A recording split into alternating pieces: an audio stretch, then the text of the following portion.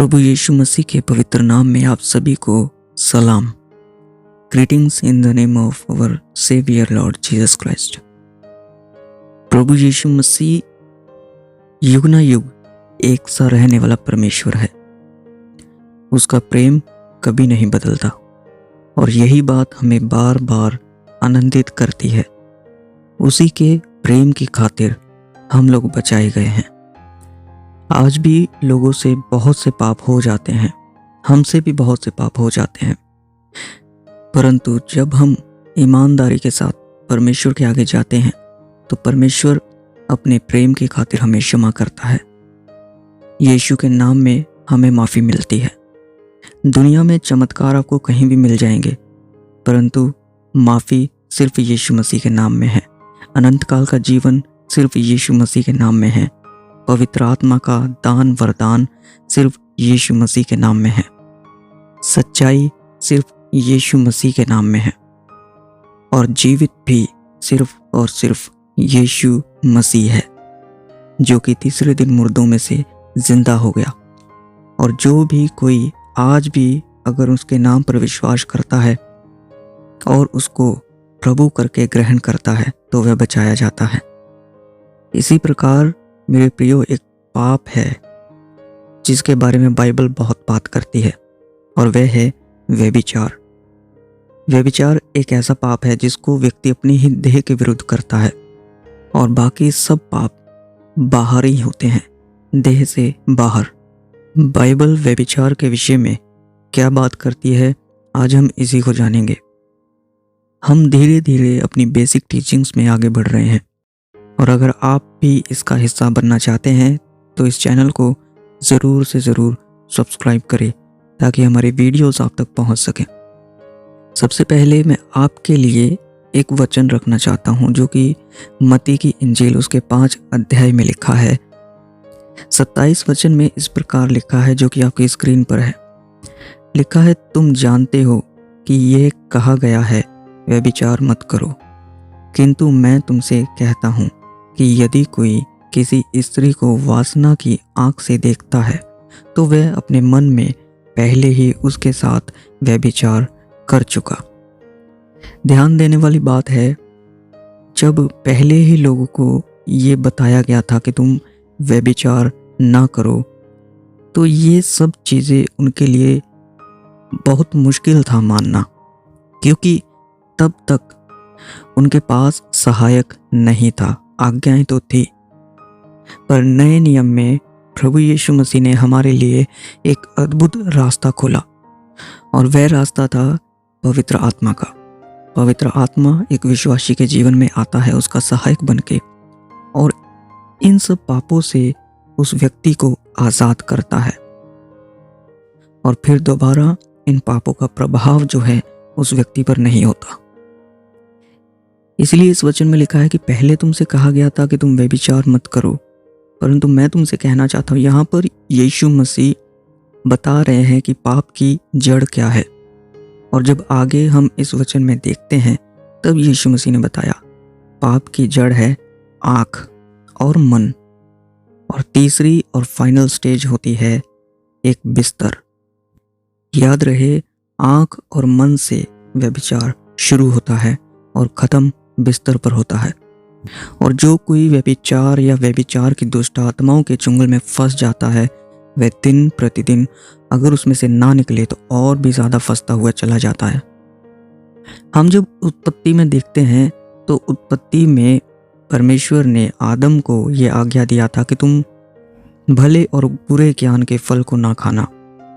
पर हम ये देखते हैं कि शैतान जो था वह हवा के पास आया और सबसे पहले शैतान ने फल को देखने के लिए हवा को कहा और फिर शैतान उससे बातें करने लगा। इसका मतलब क्या है कि आज भी अगर कोई व्यक्ति जो है अपनी आंखों से किसी लड़की को या लड़की किसी लड़के को अपनी आंखों से देख रही है, तो इस वचन में लिखा है वासना भरी आंखों से। इसका मतलब क्या कि वह देख करके अपने अंदर इमेजिनेशंस क्रिएट करता है या करती है। अलग अलग तरह के विचार जो है उनके मन में चलने शुरू होते हैं और शैतान धीरे धीरे करके अपने उन गंदे विचारों का घोंसला उनके जीवन में, उनके दिमाग में, उनके मन में बनाना शुरू करता है। याद रहे, ये एक ऐसा जहर है जो धीरे धीरे काम करता है और धीरे ही धीरे एक व्यक्ति को ख़त्म करता चला जाता है। ये एक मीठे जहर की तरह काम करता है। तो हम बात कर रहे हैं व्यभिचार की। व्यभिचार की जो जड़ है वह है आंखें। याद रहे, जब भी आप किसी लड़की को देखें तो उसके प्रति आपके मन में कोई भी बुरी तरीके के विचार ना आने पाए, और कोई भी लड़की अगर लड़के को देख रही है तो उसके मन में भी कोई बुरे विचार ना आने पाए। इस वचन में लिखा है, वासना भरी आंखें। अगर आपको अपने विचारों पर कंट्रोल चाहिए, अगर आपको चाहिए कि आपसे वे विचार ना हो, ऐसे विचार आपको परेशान ना करें, तो आपको एक काम करना पड़ेगा।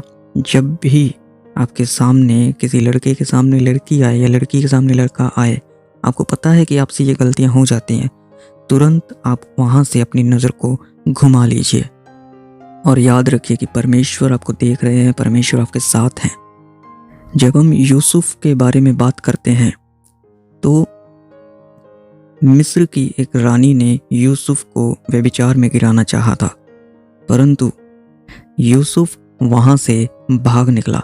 वह वहाँ पर खड़ा नहीं रहा, या यूसुफ ने वहाँ पर खड़े रहकर बहस नहीं किया, लड़ाई नहीं किया कि नहीं मैं तो व्यभिचार नहीं करूँगा क्योंकि राजा मुझ पर विश्वास करता है। ऐसी कोई बात उसने नहीं की, परंतु यूसुफ वहाँ से तुरंत भाग निकला। आपको भी यही करना है। जहाँ कहीं से भी आपको ऐसे विचार आ रहे हैं, वहाँ से आपको हट जाना है तुरंत ही। तो वह विचार आँखों से शुरू होता है। जब कोई व्यक्ति किसी को देखता है तो वह आँखों से देखता है, राइट, और उसके बाद उसके अंदर विचार आने शुरू होते हैं। वह विचार धीरे धीरे काम करना शुरू करते हैं। व्यक्ति अपने मन में अलग अलग तरह के विचारों को ले सकता है, उनका आनंद ले सकता है कि देखो वह कितनी सुंदर है, या कोई लड़की कह सकती है कि देखो वह लड़का कितना सुंदर है, काश वो मेरी गर्लफ्रेंड बन जाए, काश वो मेरा बॉयफ्रेंड बन जाए।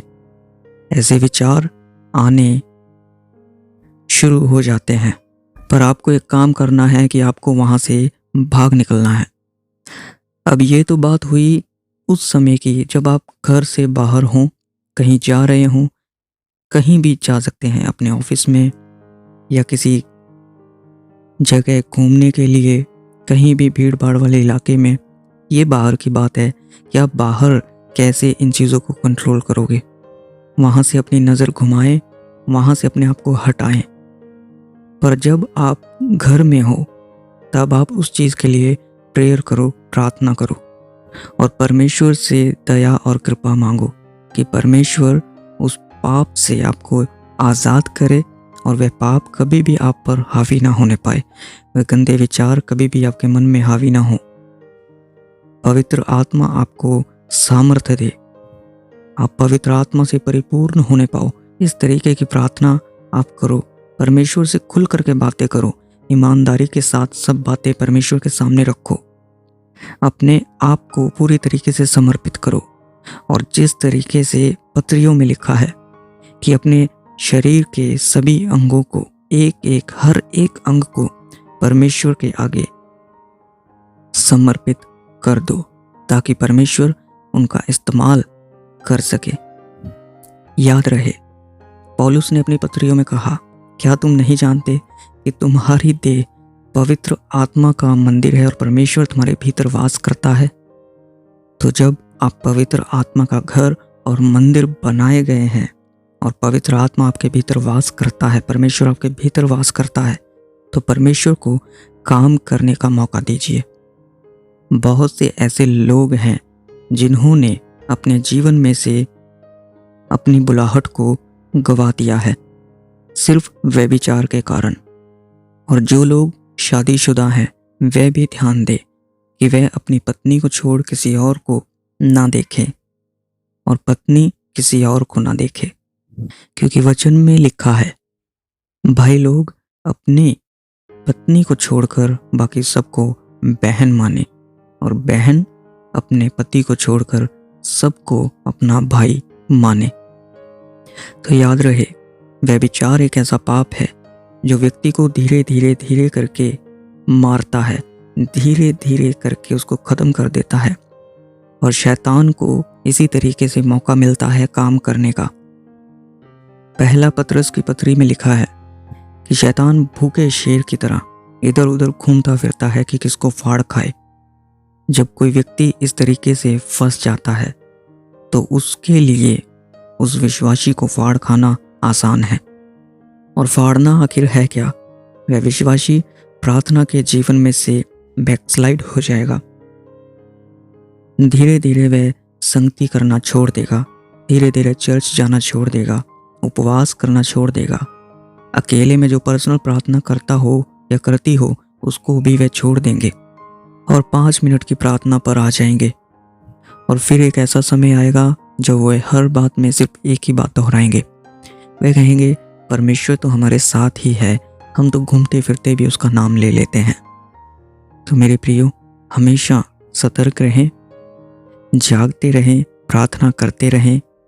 अपनी बुलाहट के विषय में प्रार्थना ज़रूर करें कि परमेश्वर आपके ऊपर अपनी बुलाहट को प्रकट करे, वह बताए कि आपकी बुलाहट क्या है। इन सब बुराइयों से, इन सब पापों से जो व्यभिचार से जुड़ी हैं, इनसे दूर रहें, बचे रहें। परमेश्वर इन वचनों से आपको आशीष और बरकत दे। सबको जय मसीह की सलाम।